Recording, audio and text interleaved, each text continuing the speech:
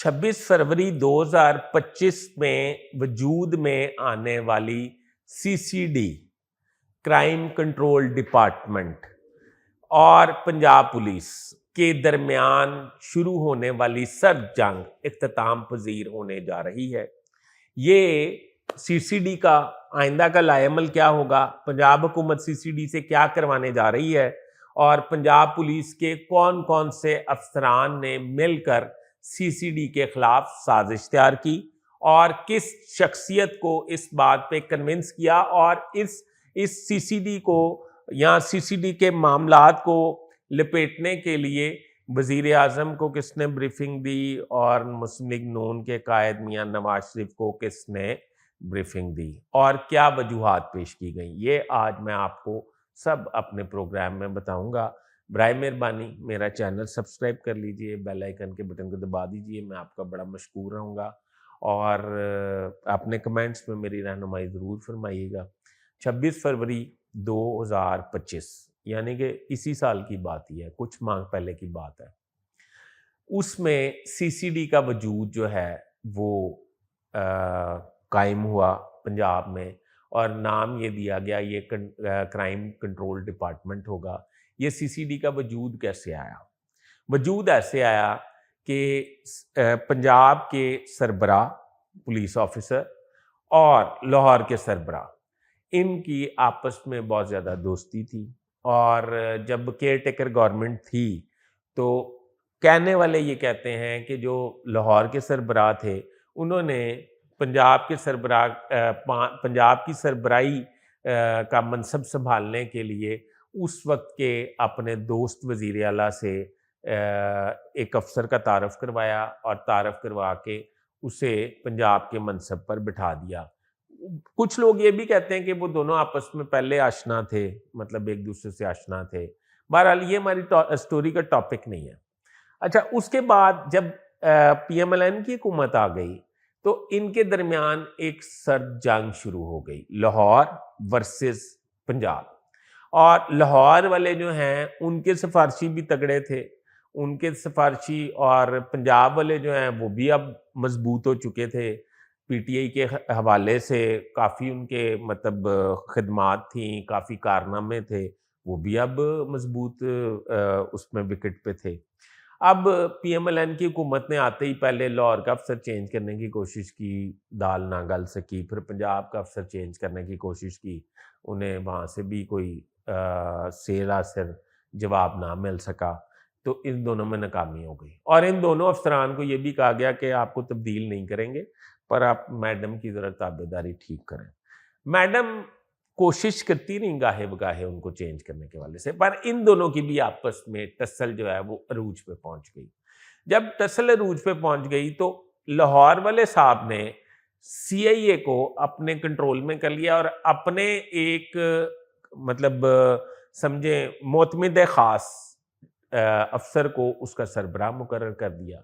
जब उसका सरबराह मुकर्रर कर लिया तो हुआ ये कि CIA लाहौर में कार्रवाइयाँ करने लग गई। जब कार्रवाइयाँ करने लग गई तो पंजाब जो है वो आउट होता नजर आया और मीडिया पे और एप्रिसिएशन लेटर और सब कुछ CIA को मिलना शुरू हो गए। मीडिया पे जनाब बड़ी पजीराई मिलनी शुरू हो गई लाहौर पुलिस को।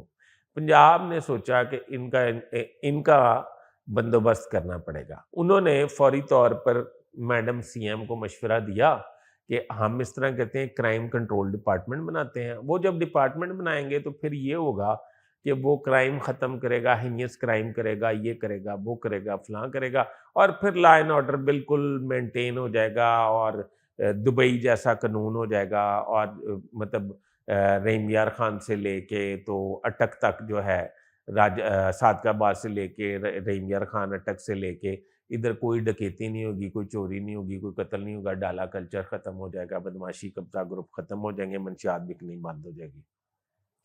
CM साहिबा ने अरबों रुपए के फंड दे दिए। सुहेल ज़फ़र चट्टा जो हाल ही में वज़ीर आज़म के एग्जेक्टिव ऑर्डर के ज़रिए बहाल हुए थे, उनको इसका सरबराह मुकर्रर कर दिया गया।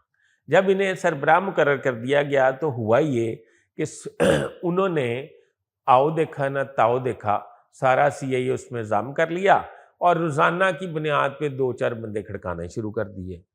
کبھی مطلب اور سٹوری ایک ہی ہوتی تھی کہ وہ اس کے ساتھی چھڑانے آئے, انہوں نے فائرنگ کی اور وہ قتل ہو گئے. اب اس پہ پنجاب پولیس بھی سر پٹا اٹھی اور لاہور پولیس بھی, کیونکہ یہ دونوں جو ہیں یہ بیک فٹ پہ چلے گئے, اور جو سی سی ڈی ہے وہ سی ایم پی ایم اور جو مطلب اسٹیبلشمنٹ کے طاقتور لوگ ہیں ان کی آنکھوں کی تارہ بن گئی, اور سی سی ڈی ہونے لگ گئی. جب سی سی ڈی ہونے لگ گئی تو پرائم منسٹر آف پاکستان نے اپنے بھائی مسلم لیگ نون کے صدر Mian Nawaz Sharif, prime minister of Pakistan نے کئی دفعہ اشارتاً سی ایم صاحبہ سے بات کی کہ یہ جو آپ انکاؤنٹرز کروا رہے ہیں, کیونکہ پرائم منسٹر کے بھی بہت چیتے افسر سمجھے جاتے ہیں, یہ مناسب نہیں ہے, یہ وقت اگر تبدیل ہوتا ہے تو پھر اس میں ہمیں اس کو بھگتنا پڑے گا. پھر انہوں نے نواز شریف صاحب کو بریفنگ دی. انہوں نے کہا جی کہ آپ کو یاد ہے جب ہم سعودی عرب سے واپس آئے تھے پرویز مشرف کے دور میں, تو سبزہ زار پولیس مقابلہ جو ہے, میں تو چیف منسٹر تھا, میں نے تو نہیں کیا تھا, پر وہ میں اس میں نامزد تھا اور میں نے کوئی 100 کے لگ بھگ اس پہ پیشیاں بھگتی تھیں. بڑی مشکل ادھر سے میری جان خلاصی ہوئی تھی. وہ ایک پولیس مقابلہ تھا, یہ تو سینکڑوں پولیس مقابلے ہیں. تو میرا یہ خیال ہے کہ کل کلاں کو مریم کو کوئی پرابلم نہ ہو, وقت بدل جاتا ہے, اور یہ اس طرح کرائم کنٹرول ہونا بھی نہیں ہے.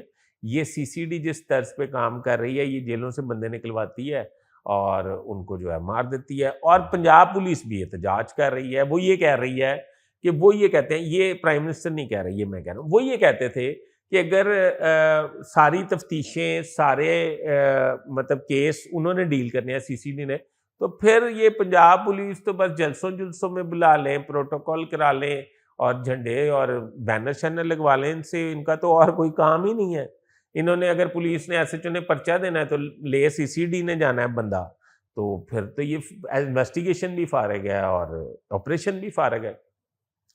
میاں نواز شریف دانا آدمی ہیں, 3 دفعہ پرائم منسٹر رہ چکے ہیں. انہوں نے کہا جی ٹھیک ہے میں اس پہ بات کروں گا. انہوں نے 2 اپنے چہیتے ڈی آئی جیز کو فردن بلایا علیحدہ. اب وہ 2 چہیتے ڈی آئی جی کون ہیں وہ آپ کو پتا ہوگا. ان سے انہوں نے بریفنگ لی, اور یہ بھی دونوں ڈی آئی جی جو ہیں وکٹم تھے سی سی ڈی کے, اور ان کا بھی یہی اعتراض تھا کہ سی سی ڈی جو کچھ کر رہی ہے وہ پولیس جو ہے وہ تو بالکل چوکیدار کا اختیارات رہ گئے ہیں پولیس کے پاس, بس ڈیوٹی کرنی ہے, وہ کرنا ہے, مطلب پروٹوکول کرنا ہے اور ڈیوٹی کرنی ہے, سیکیورٹی ڈیوٹی کرنی ہے, اور تو پولیس کے پاس کوئی اختیار نہیں ہے. اور انہوں نے کہا کہ یہ اگر کوئی جوڈیشل انکوائری ہو گئی, کیونکہ سی ایم صاحبہ نے اس میں کافی زیادہ مطلب انٹرسٹ شو کیا ہے, ان کو اپریسیشن لیٹر دیے ہیں, ان کی تعریفیں کی ہیں, اور ان کے بارے میں ان کو فنڈز اتنے دیے ہیں اربوں روپے کے, تو ان کے بارے میں سی ایم صاحبہ کو اس میں کہیں نہ کہیں ہدف بنایا جا سکتا ہے آنے والے وقت میں. تو میاں نواز شریف صاحب سمجھ گئے بات کو. میاں نواز شریف صاحب نے فوری میڈم سی ایم سے بات کی اور ان کو یہ بتایا کہ یہ آپ سی سی ڈی کا محکمہ جو ہے ختم کر دیں. اس پہ پھر بڑا پریشانی ہو گئی, کیونکہ اربوں روپے سی سی ڈی کو دیے جا چکے تھے. اب انہوں نے کہا کہ ان کے اختیارات جو ہیں وہ کم کر دیتے ہیں, ان کو آہستہ آہستہ سکیڑ دیتے ہیں, اور سکیڑنے کے بعد ان کو سائیڈ لائن کر دیں گے. اب طے یہ ہوا, 1-2-4 دن میں آپ سن لیں گے, طے یہ ہوا کہ سی سی ڈی صرف ہینیس کرائم کی تفتیش کرے گی. ہینیس کرائم کون سے؟ جس ڈکیتی کی تفتیش نہیں کرے گی, جس ڈکیتی میں خدا نہ خواستہ ریپ ہوگا, یعنی کہ ریپ اور ڈکیتی اکٹھے ہوں گے, اس کی تفتیش کرے گی. اگر کوئی پولیس کا افسر ملازم مرڈر ہوتا ہے, یعنی کہ انکاؤنٹر میں, اس کے جو قاتل ہوگا اس کی تفتیش کرے گی. اور تیسرا اغوا برائے تاوان کی تفتیش کرے گی.